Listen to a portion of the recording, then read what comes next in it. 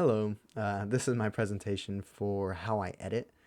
So firstly, starting off, music is definitely number one in my how I edit inspirations. Anytime I have a picture that I'm working on, I always turn to like a mood that I want to capture, and music helps me kind of find a mood for each photo that I do. So let's just get into my photos. Um, I don't know if we're only supposed to do one, but I have three here. So for this photo, the adjustments I made were mostly in camera raw. Stuff like editing my exposure, highlights, all the shadow, all the profile corrections of the lens, and all that good stuff in camera raw. And then usually I'm listening to music during that part. And then for this photo, I had come across this song by Jeff Buckley, "Eternal Life," that I felt captured sort of what I was going for. A sort of older song, but still had elements of like a little bit of rock and stuff like that. Um, so for this photo, after I was done in camera raw, I pointed out things to myself. I was like, I kind of want my eyes and this tattoo to stand out a little more. So what I did is I made masking layers for those things for tattoos and the eyes. I created their own groups just so it's easier for me to organize.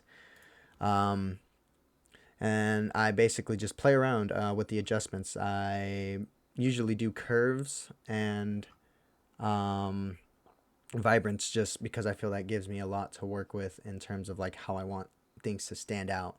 So for my tattoo, I just made sure to increase the contrast between like the tattoo and my skin, so you can see it's a lot blacker, and then the skin is a lot whiter.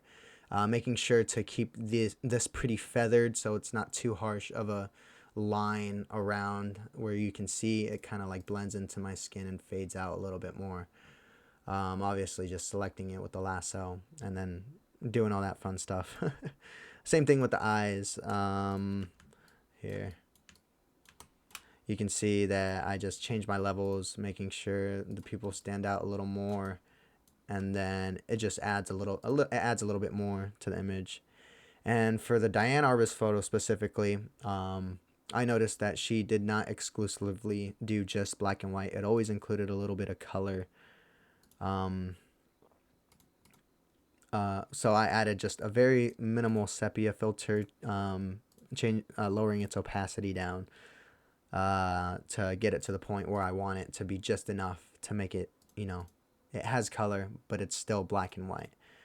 And yeah, so this is the photo without any of the edits I made here, or layer changes I made here. A little bit of a difference, and I feel like it makes everything stand out. Of course, obviously, seeing it before and after, you can tell, but even like after I know the edits were there, after like looking at it again, it looks pretty natural. So I like that. And then same thing for this one, just making sure the bank sign stands out more. A lot of the editing was also done in the camera raw, increasing the saturation and changing the hue of the bricks to get it to a more red, like classic brick look. And then same thing, like increasing the saturation of my pants just to make a little bit more, like to stand out a little bit more, especially on the red.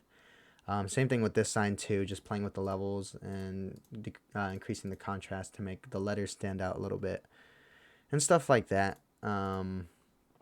Same thing with this.